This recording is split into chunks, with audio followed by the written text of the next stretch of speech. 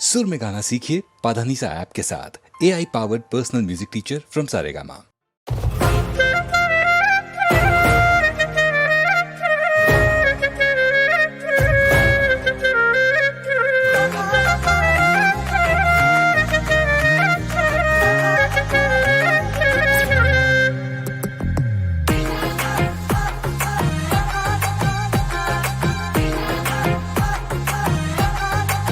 मेरे रोते हुए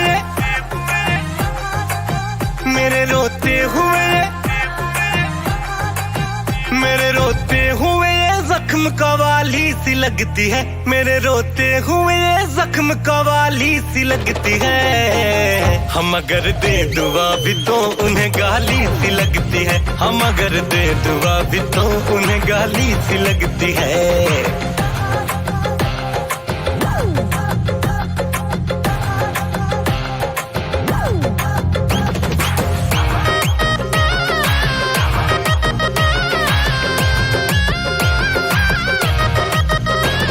आते थे हमसे मिलने, आज मिलते भी नहीं। बाहर आती है जाती है, फूल खिलते भी नहीं। कभी आते थे हमसे मिलने, आज मिलते भी नहीं। बाहर आती है जाती है, फूल खिलते भी नहीं। कभी आते थे हमसे मिलने, आज मिलते भी नहीं। बाहर आती है जाती है, फूल खिलते भी नहीं। जिंदा तो हूँ मगर ये, जिंदा तो हूँ मगर ये,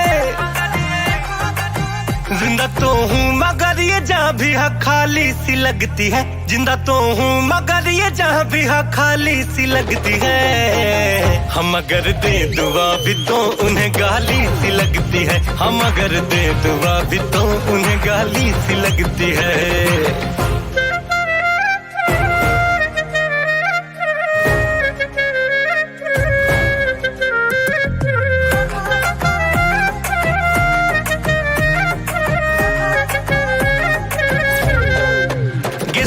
को अदा से झटका के वो चलते गए। मेरे अश्कों के आंसू बन के दरिया बहते गए। गिस्मों को अदा से झटका के वो चलते गए। मेरे अश्कों के आंसू बन के दरिया बहते गए।